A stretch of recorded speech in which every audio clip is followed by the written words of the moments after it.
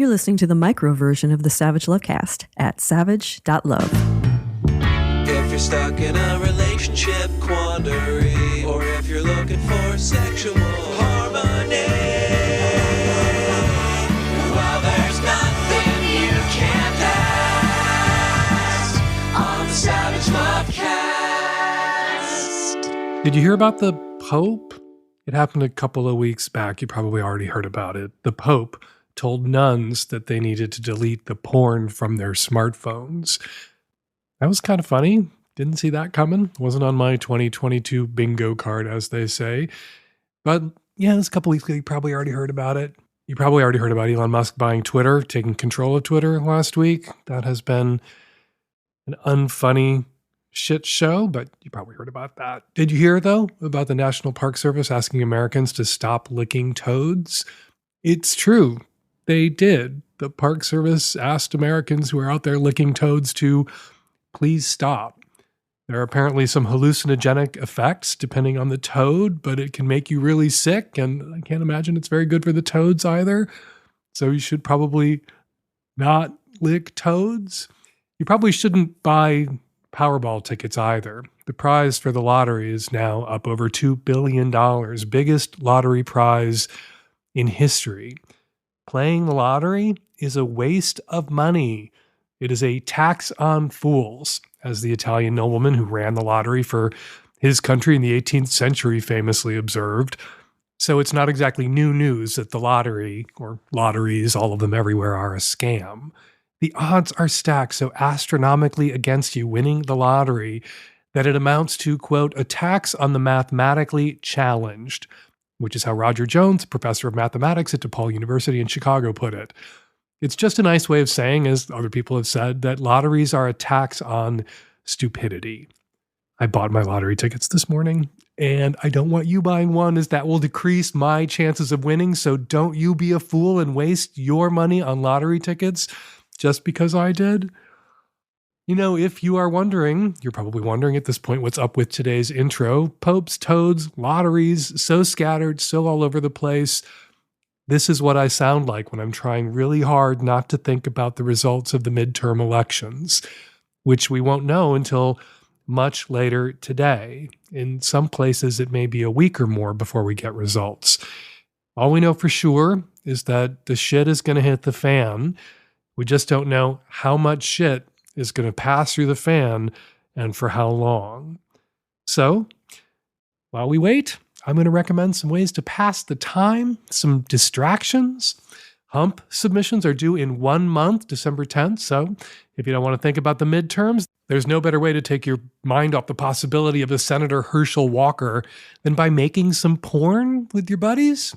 Go to humpfilmfest.com/submit to find out how you can get your dirty little movie into America's best dirty little movie film festival.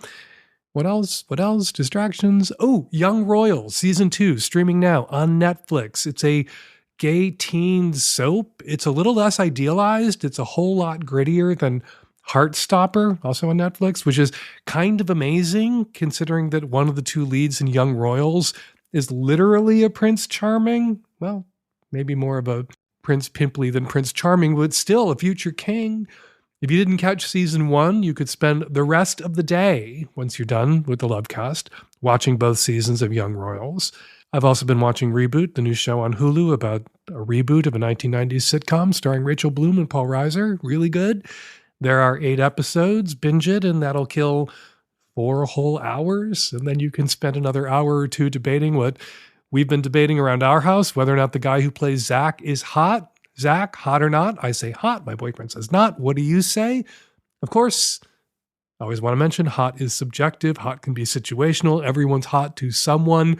Everyone's hot sometimes. So, of course, Caleb Worthy is hot. He's the actor who plays Zach because everybody is to somebody sometimes. If you're looking for something to read, recent Sex and Politics guest Gareth Russell's new book, Do Let's Have Another Drink, is out now, and it's delightful.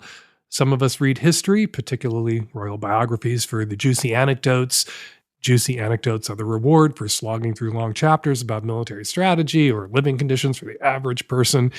Garrett's new book about Queen Elizabeth, the Queen Mother, or the late Queen Elizabeth's late mother, is all anecdotes. It is delightful, perfect reading for a day like today. More TV. A friend recently got me into Family Guy. I do not endorse every joke. I am deeply offended by at least one joke per episode, and there are too many poop jokes in every episode for my taste, but there are 19 seasons, so dozens of hours of content to help pass the time, probably hundreds of hours.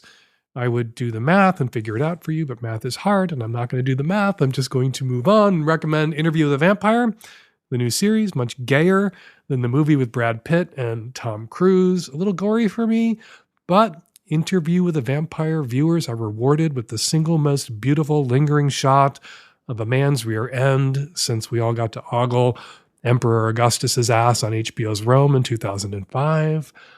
Something else you could do today, you could vote. If you haven't already, you could put down the toad and go vote. Blue no matter who, that'll kill some time. Then go straight home after voting. Do not pass 7-Eleven. Do not buy a lottery ticket. And while we're on the subject of the elections, which I kind of didn't want to talk about, but I'm going to, there was a post that went viral on Twitter this week. There are a lot of posts that went viral on Twitter this week. This one wasn't about Elon Musk. I don't know who it originated with, so I'm not going to attribute it to any one Twitterer, because I saw it in many tweets, but I do want to endorse the sentiment: a vote is not a Valentine. You aren't confessing your love for the candidate. It is a chess move for the world you want to live in. Exactly. I don't know why people think they're entitled to vote for candidates who are perfect for them in every way. I don't know why people think we're entitled to vote for candidates that we fall in love with, who are perfect for us. Perfect isn't a standard you would want to be held to as a romantic partner or a candidate. I'm guessing that you, like me, aren't perfect. You, like me, may have worried about climate change while boarding an international flight, or eaten a hamburger while stressing out about the fate of Brazil's rainforests. We don't get to fall in love with people who are perfect for us in every way. We don't get to give votes to perfect people or Valentines to perfect people, because there's no such thing as a perfect person. And if there were one perfect person out there, the odds that that one perfect person on the planet would happen to be running for Senate in the state where you happen to live, the odds of that happening are longer than your odds of winning the lottery, which are long. And please, again, don't make my odds of winning the lottery any longer by buying a lottery ticket yourself, all right? All right, coming up on today's show, on the Micro Savage Lovecast, which is here to help you pass the time as we wait for the results of the elections today. On the Micro, lots of your Qs, lots of my As, and some ads. And on the Magnum Savage Lovecast, which you can subscribe to now at savage.love, more questions, more answers, no ads, and also here to help you pass the time as we wait for results. New York Times bestselling author Gabrille Blair joins me to talk about her new book, Ejaculate Responsibly, a whole new way to think about abortion. And a reminder that starting next week, Savage Love, my long-running sex advice column, moves to savage.love. The mini Savage Love will be available for all, just like Micro Savage Lovecast is available for all. But Magnum subs will get the full column, the Maxi Savage Love, just like Magnum subs get the full Lovecast, the Magnum Savage Lovecast. Magnum subs also get my weekly response roundup, the Sex and Politics podcast, live events like Savage Love Live, and more. And if you become a Magnum sub today, you can lock in the current price before it goes up by $4 next week. The current price right now, $36 a year, which comes out to 69 cents a week. And no, we didn't do that on purpose. Magnum subs have been 69 cents a week for a decade, and we didn't mention it all this time because we didn't realize it until this week. So go to savage.love right now to become a Magnum sub today. Today's Savage Lovecast is brought to you by Me Undies. High quality, super comfortable, good looking undies. Get 20% off your first order when you go to meundies.com/savage. Support for today's show, support we are very grateful for, comes from Stamps.com. With Stamps.com, you can access all the amazing services of the post office right from your desk in your own home, 24 hours a day, 7 days a week. Just click, print, mail, and you are done. It could not be easier. And right now, use Savage for this special offer. Includes up to $55 worth of free postage, a digital scale, and a 4-week trial. Do not wait. Go to Stamps.com, and before you do anything else, click on the microphone at the top of the homepage and type in Savage. That's Stamps.com. Enter SAVAGE. Hi, Dan. I'm a 35 cisgender straight male in the Pacific Northwest. A few weeks ago, I matched with a girl on Bumble. I asked her out and she said yes. As we set up a time for the date, she tells me she's trans. I'm taken aback, as it wasn't in her profile, but I tell her that I'm still attracted to her.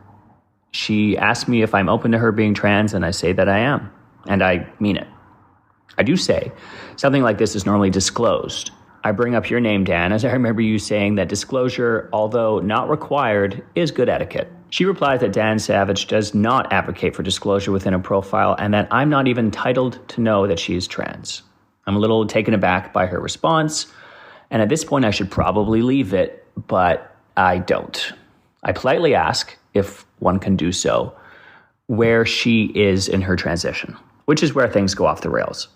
She is very upset by my question and tells me that she's super turned off and that I need to educate myself, which I do.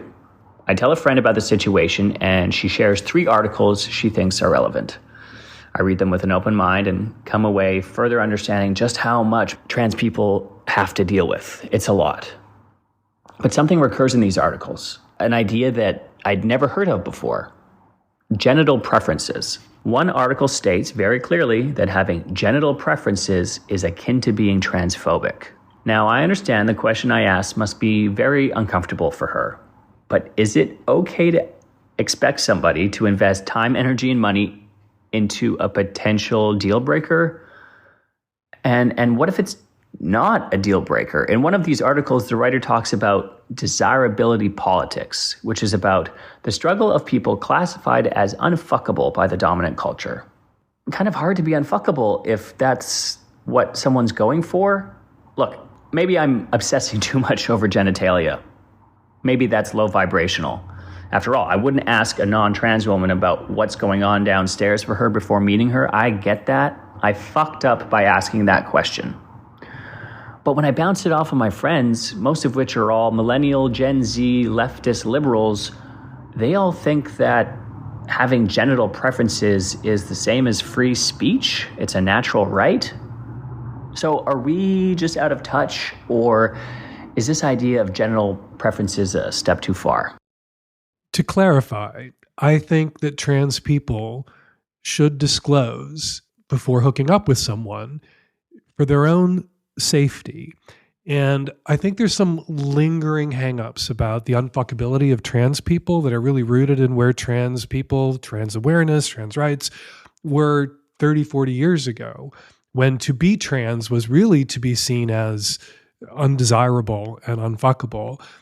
Every time I talk to a trans person these days on the show about getting on a dating app, the problem isn't that nobody wants to fuck them. The problem is that everybody wants to fuck them. I had a trans man on recently who was overwhelmed by the numbers of gay men that were responding to his profile on a gay dating app, and he didn't know how to filter or juggle all this dick that was coming his way and needed my help with that. So I really feel like this argument that some people are still having about trans people. Yeah, not everybody is attracted to trans people, but a lot of people are. And I think trans people these days, particularly younger trans people, approach dating not with a sense of desperation and scarcity, but with a sense of abundance and their own desirability.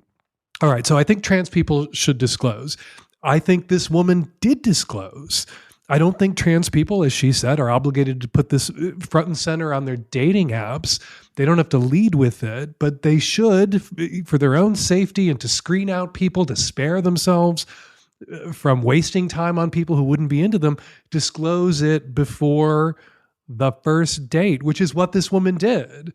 So do you see what you did here? You scolded this woman for not disclosing right after she disclosed, and she disclosed the fact that she was trans to you in a perfectly timely manner and a considerate manner at an appropriate time.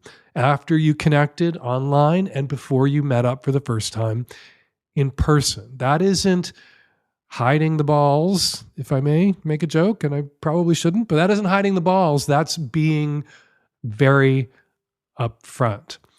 As to the subject of genital preferences, I think it's crazy that you know people who are Gen Z who think genital preferences are legitimate. There's a lot of people out there. I tend to associate people condemning others for having genital preferences with younger people, younger millennials, younger Gen Z types.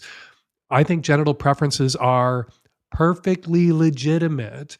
It is an awkward conversation to have with someone about their genitalia, about whether they've had that kind of sex reassignment surgery, that kind of gender confirmation surgery, whether a male to female transgender person has gotten bottom surgery. That's certainly an awkward conversation to have. But yeah, most straight guys aren't going to be into people with penises regardless of gender. And that is a legitimate expression of straight male heterosexual identity and preferences. I'm rather into dick myself.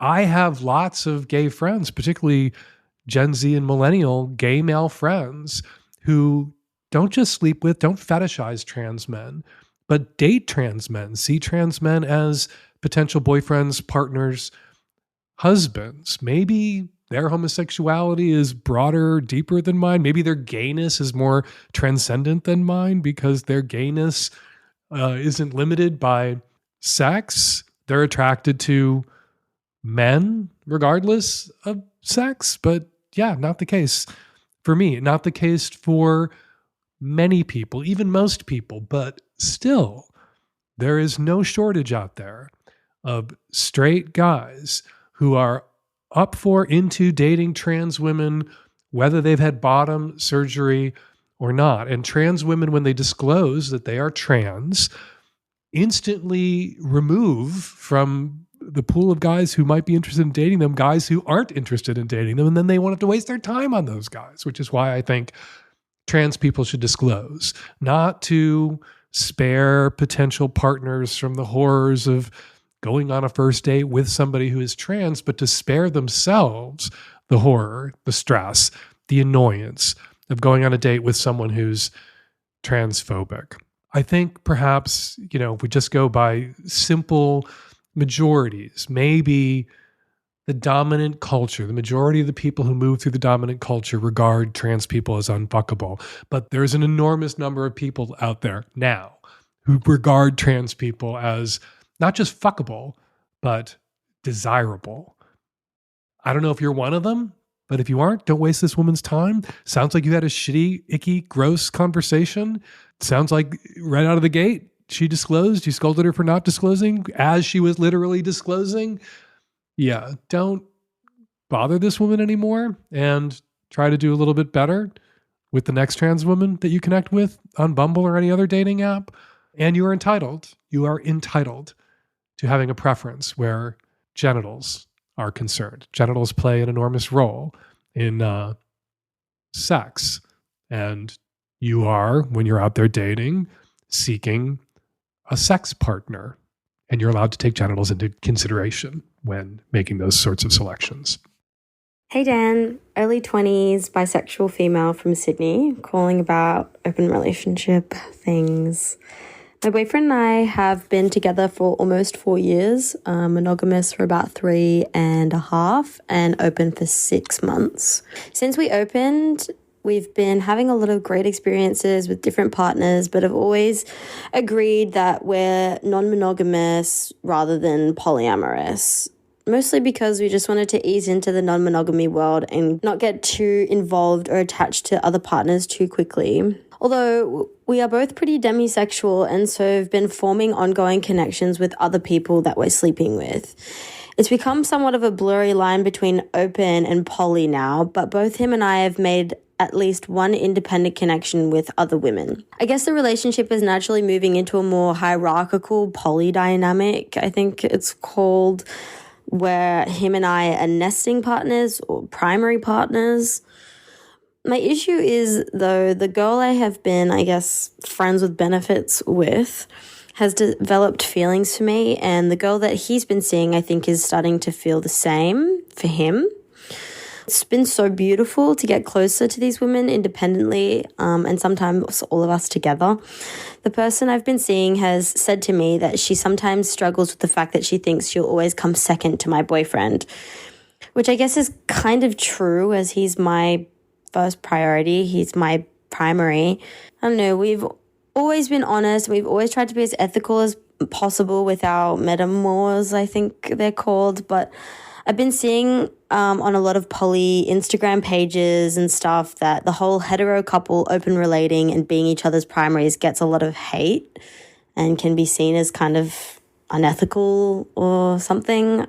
I don't know. I just want to know how to do this in the best way. I understand that like the hate often comes from the whole unethical unicorn hunting thing, which we've been trying not to do. But yeah, I don't know. I'm just wondering if we're going about it the right way. Should we actually realize that we are poly but primary partners and say that to girls that we see, or should we stop making recurring connections with people if we aren't ready to be relationship anarchists, as they say, and be totally poly all the way around?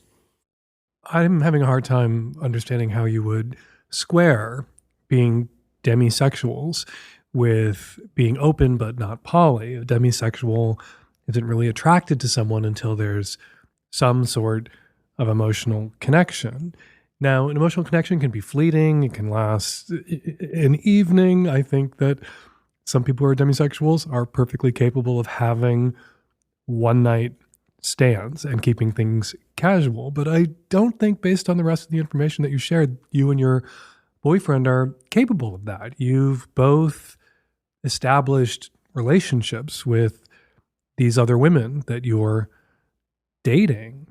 And yeah, I think you need to say to the woman who's worried that she's always going to come second to your boyfriend that it's true, that your boyfriend is your first priority. And if she isn't willing to date you under those conditions, under that kind of hierarchical polyamorous model, well, then she's free to stop dating you. You have to give her the information that she needs to make an informed choice about whether she wants to be in this relationship with you and come second. And what you see out there online, a lot of people condemning hierarchical polyamory. Most people in open polyamorous relationships, that there is a hierarchy. What you're seeing is a lot of, I think, noise from people on the left who think any structure where there's a power differential is somehow illegitimate. And I don't think the people making the most noise about that online and making people who are straight and in open or polyamorous relationships feel guilty, making them feel like they're doing it wrong, I don't think they represent the majority of polyamorous people out there. I know a lot of polyamorous people. Most polyamorous people that I know aren't in relationship anarchy style, everyone's a co-equal partner kinds of relationships. Most people in open relationships were in monogamous relationships once upon a time. There are a lot of married people out there who are open and poly. Of course, the spouse comes first. Of course, the spouse in that circumstance has more history and legally more power. It's harder to extricate yourself from a relationship with someone you're married to than someone you're dating or seeing. Look, I think it's worse to pretend that there is no hierarchy. I think it's worse to pretend that there aren't power differentials in relationships and be in denial about it or actively lie about it. Yeah, there's a relationship here, an established ongoing relationship. And you just have to be honest with the women you're dating about whether your boyfriend, whether this relationship is your primary concern. And you're allowed to have a primary relationship, and that kind of polyamory is perfectly valid. And I'm always annoyed when people leap out of the bushes to tell other people that they're doing it wrong, that however they're conducting their sex lives, however they're constructing their relationships, that if they aren't doing it just like I'm doing it, that they're doing it wrong. If this is what works for you and your boyfriend, this kind of polyamory right now, and you're honest and straightforward with the women you're dating, that this is who you are and what you're doing, and your boyfriend is your primary partner, you're not doing anything wrong. There's nothing unethical about that. And beware people that you or your boyfriend start to date who say, I don't want to feel like I come second. Literally, you came second. Literally, you were not first on the scene here in this relationship. Primacy may be something you'll never achieve. Equality in the relationship, that might be something that a secondary or tertiary partner can achieve, but that takes time and patience and some respect for the primary or the original relationship. And I think someone that you're dating as an open couple who is already playing the I don't want to feel like I come second card, that's a red flag. That's a red flag for a third. You're going to want to keep an eye on that. We all know that you must secure your own oxygen mask before assisting the person next to you. Same concept applies with underpants. As it gets colder and the winter holidays rush toward us, you're going to want to stock up on your own super comfy, super cozy MeUndies socks, t-shirts, lounge pants, and underpants. And then you're going to want to assist everyone on your list by getting them some super comfy MeUndies socks, t-shirts, lounge pants, and underpants too. And MeUndies right now currently offering a great deal to my listeners. Get 20% off your first purchase with free standard shipping and free returns when you go to MeUndies.com/savage. I've got airplanes on my mind because I just got back from a really long trip. The first thing I did when I got home was pull on a pair of my MeUndies lounge pants. I know I talk about them every time. I love them. I have 6 pairs of them. They feel so delicious, especially after a long flight. And I was delighted to see that a couple more pairs of brand new, cozy, comfy undies for wearing under my lounge pants were waiting for me at home. It is the best subscription ever. Get your shopping done early this year with MeUndies holiday collection. Their undies, loungewear, and sleepwear are all made out of the softest, most supple fabric you've ever felt and are guaranteed to bring comfort and joy to all your loved ones. Shop their classic plaid prints for a traditional picture-perfect Christmas morning picture-perfect style, or get festive with their adventurous limited edition sweater prints. MeUndies products are available in sizes XS through 4XL, so MeUndies has what you need to make all your favorite people of all sizes smile this holiday season, all in one convenient place. To get 20% off your first order, free shipping, and 100% satisfaction guarantee, go to MeUndies.com/savage. Let them know the Lovecast sent you. Go to MeUndies.com/savage. Hi, Dan. I am calling today because it wasn't until I was in my 30s that I really learned my body and started to orgasm and come properly. And I have a lover now who makes me come a lot. But then what happens is that we do quite prefer PIV intercourse, but then there's not enough friction for him to kind of continue afterwards. So my question is, I mean, we explore lots of other ways to pleasure him, but PIV is really the favorite. And I have kind of tried to hold off on letting myself really explode in orgasm as long as possible, but it happens very quickly with this particular lover. And it's a best case scenario problem, but do you have any tips for us that might help?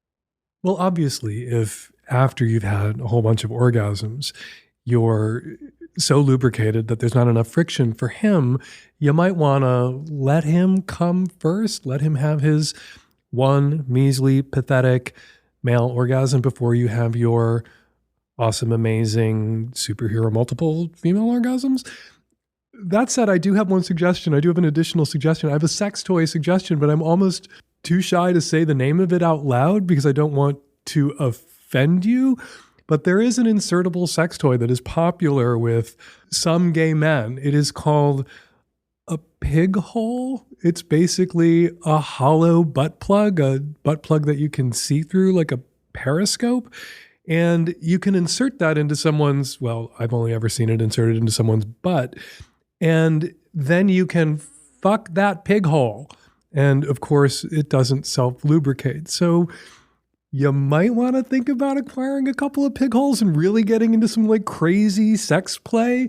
You could get one that, once you're all orgasmed out and incredibly well lubricated, that you slide into your vaginal canal, get a silicone one, they're safe. And then it would provide him with quite a lot of pressure and friction if you can roll with that kind of toy. I feel like the advice I'm giving you right now is a little bit like the advice I recently gave a guy whose cock can't get hard in Savage Love in the column, where I encouraged him to think about using a strap-on.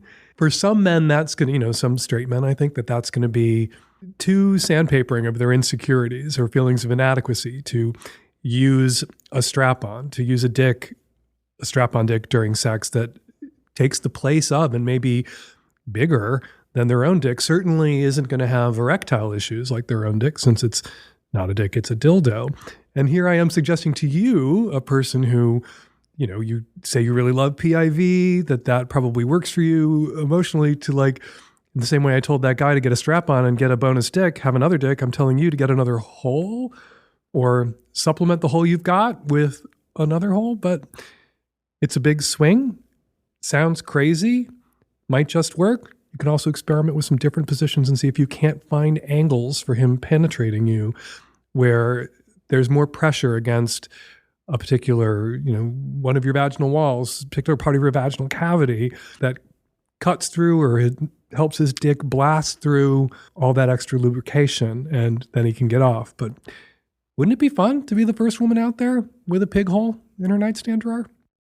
Seasonal excitement or dread is starting to settle in. People who run small businesses, you're probably feeling dread and excitement in equal measure. Excitement about sales, dread about getting goods shipped out to your customers in time. That's where Stamps.com comes in. Sign up now to get your holiday mailing and shipping under control. With Stamps.com, you'll be printing your own postage in minutes.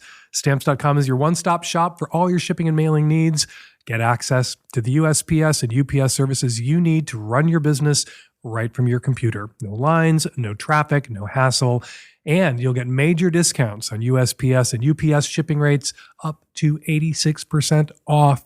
Stamps.com really is a stress-free solution for every small business. Rates are constantly changing, and with Stamps.com's Switch and Save feature, you can easily compare carriers and rates so you know you're getting the best deal every single time. And if you're running an online store, Stamps.com works seamlessly with all major shopping carts and marketplaces. This holiday season, trade rushing to the post office, trade late nights in line for silent nights. Get started with Stamps.com today. Sign up with promo code SAVAGE for a special offer that includes a 4-week trial plus free postage and a free digital scale. No long-term commitments or contracts. Just go to Stamps.com, click on the microphone at the top of the homepage, and enter the code SAVAGE. Hi, Dan.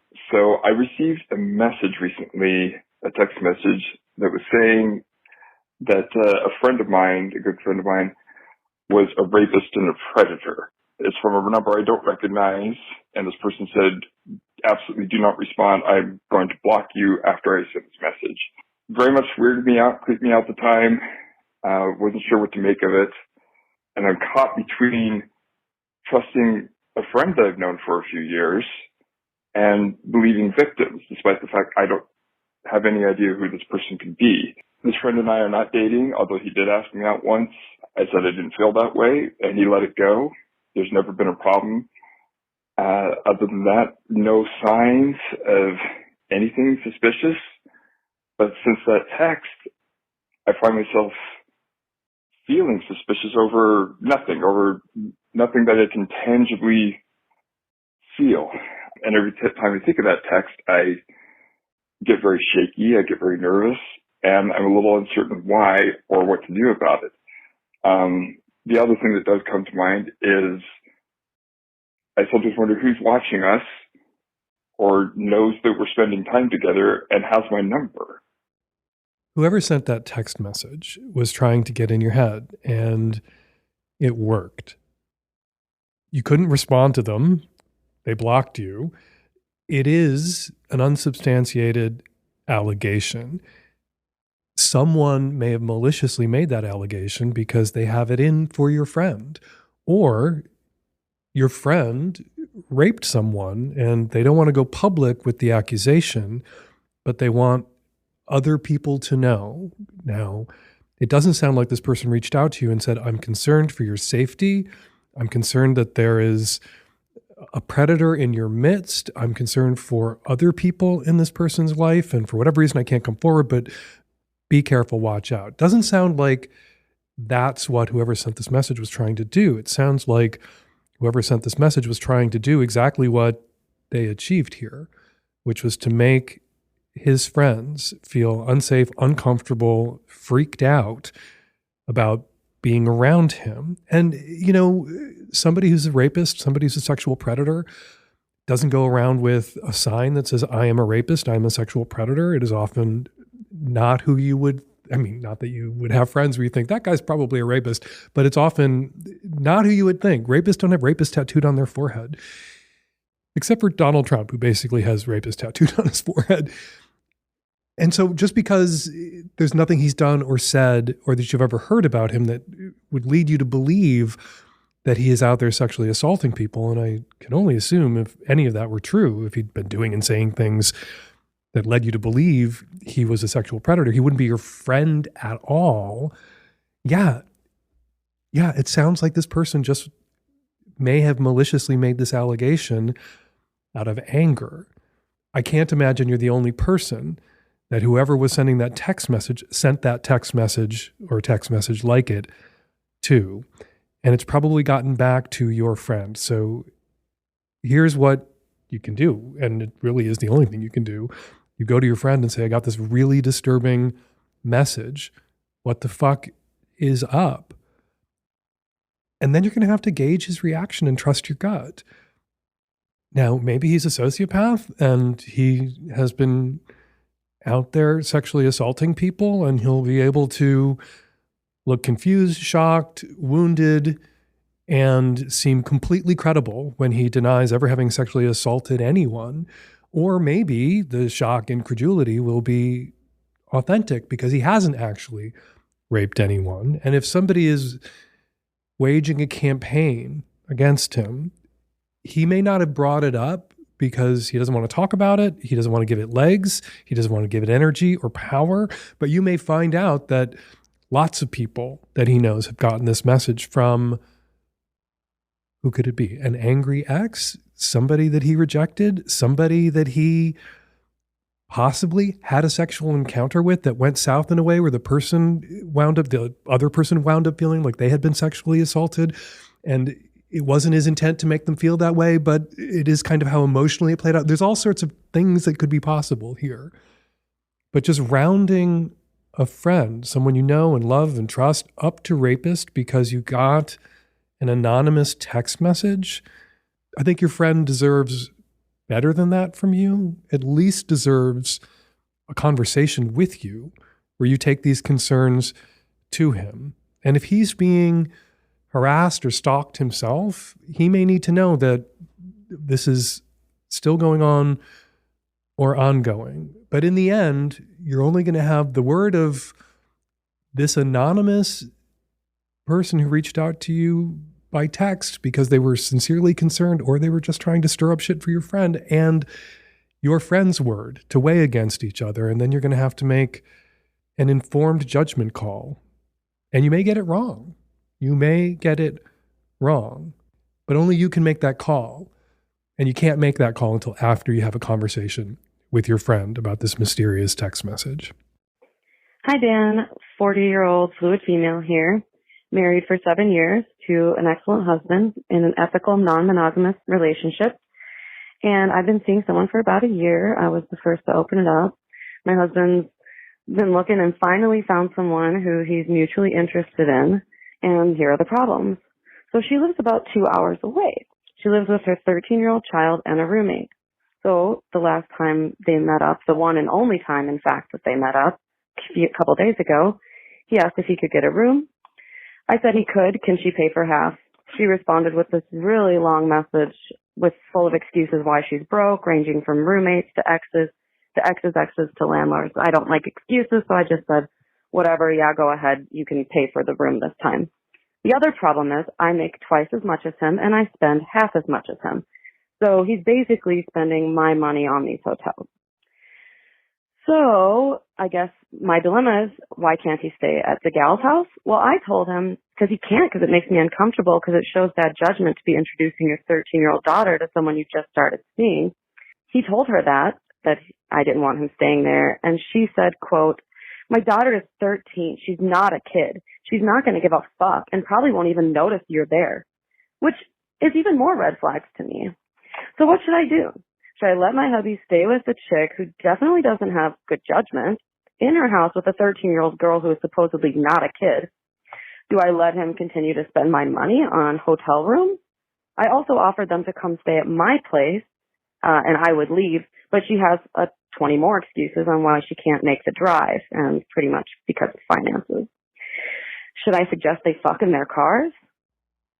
Seems to me money well spent. You helping cover the cost of the hotel room where you would prefer your boyfriend to hook up with this other woman. You're in an open relationship. You have other partners or partner, I don't remember, but you have ongoing connections with other people.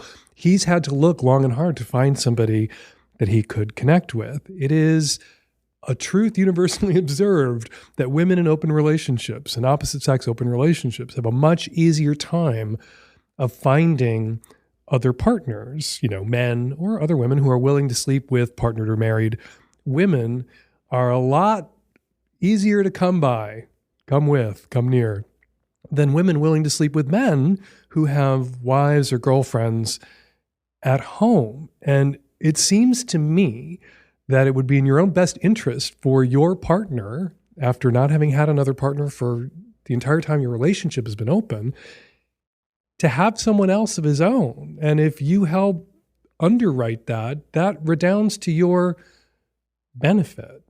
As for your concerns about this woman and her parent, you have a lot of opinions about this woman and her parenting, this woman that you've not met. It seems to me perfectly understandable that a single parent with a 13-year-old child and a roommate may be broke, may not have the money for gas to drive to wherever it is that you guys are, or the money to cover half a hotel room. That makes perfect sense to me. And the more economically advantaged person in that situation, if they're really interested in getting into her pussy, might want to pop for that hotel room, particularly if he's not comfortable or his primary partner isn't comfortable with him coming around to the house. It is, I think, perfectly legitimate for you to step in and say, okay, it's fine with you to have a new boyfriend come to your house, your apartment where your daughter lives, not fine with me. Okay, you can make that assertion. But if you want to make this work, not for her, set her aside and set perhaps your jealousy aside. And I'm wondering if there's not some jealousy at play here. Your partner hasn't had other partners up until now. This is the first time you've confronted the reality, not just of you getting to sleep with other people, but your partner getting to sleep with other people. And it seems like you're on a fact-finding mission or a mission to find everything you might possibly be able to object to. And I think some of your objections are not without merit, that you shouldn't have to, if they want to meet up in a hotel room, she should be able to cover half of that. Well, take into consideration she's a single parent with a teenage daughter and a roommate. Maybe she can't cover that. I still want them to meet in a hotel room. I've offered them my place. They can't come here because okay.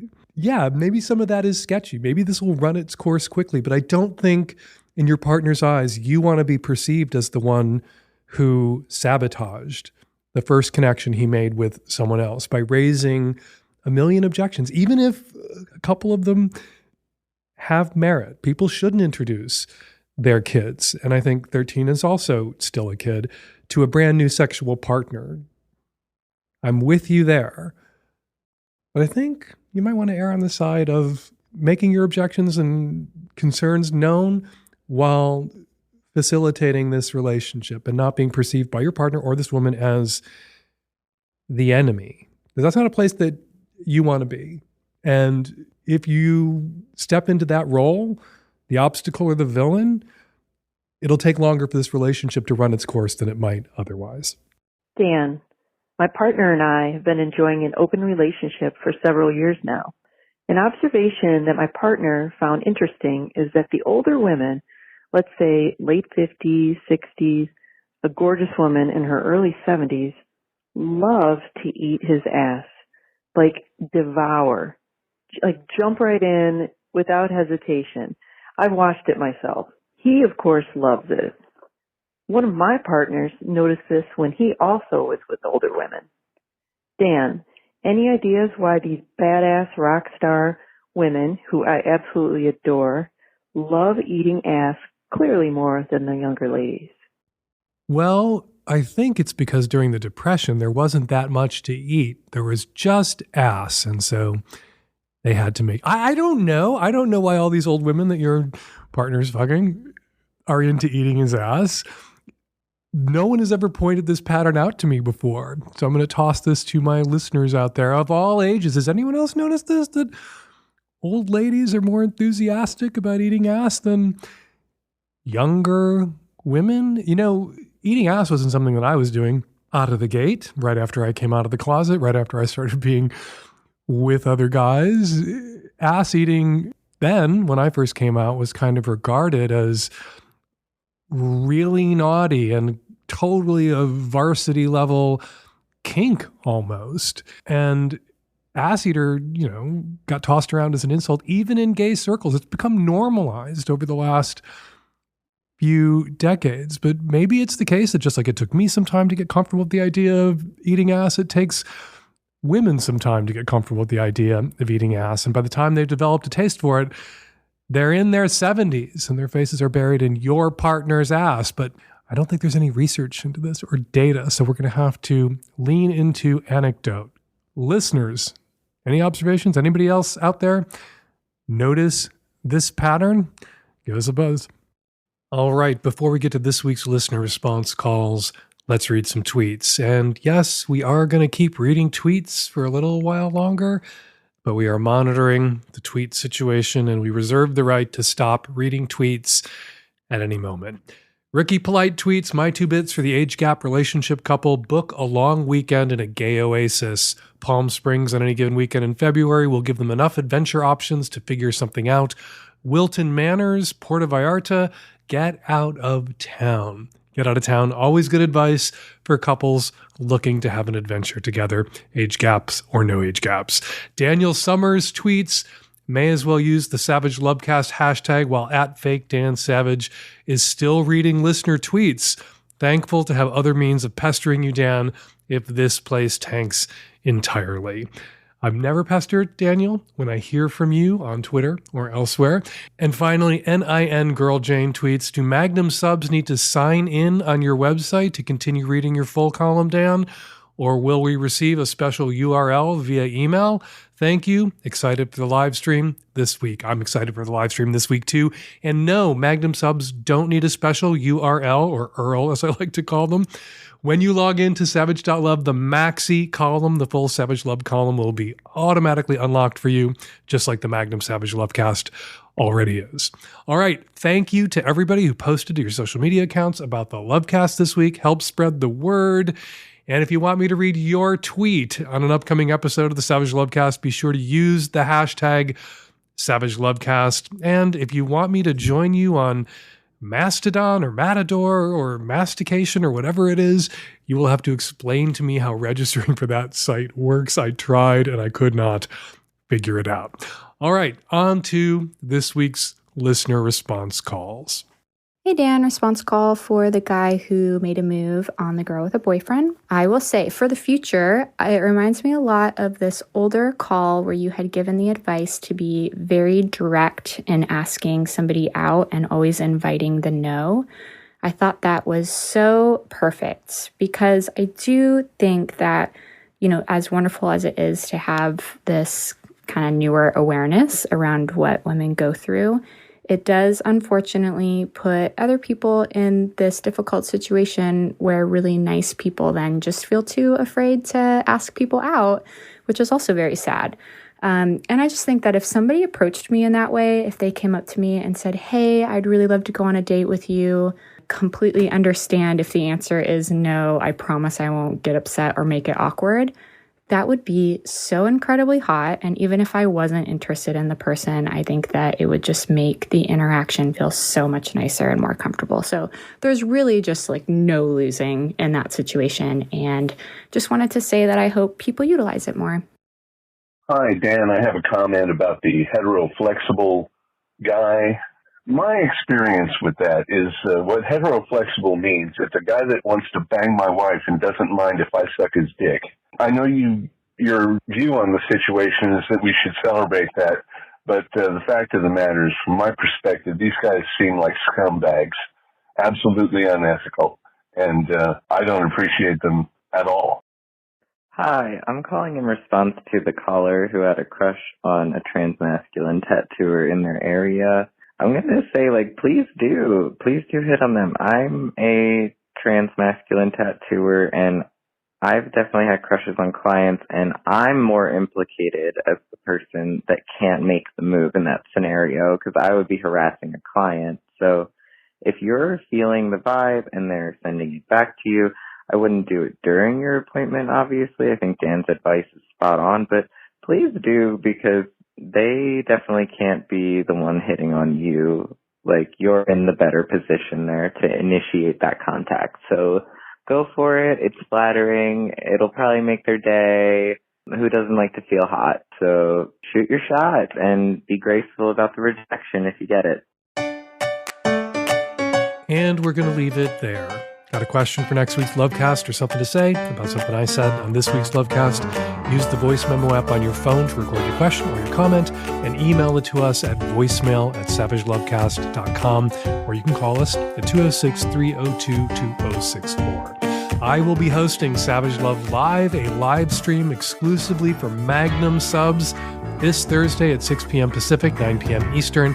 It's like Sack Lunch, which we're retiring, but longer, with more questions, more answers, more banter with Nancy and the whole Lovecast gang, and special guests.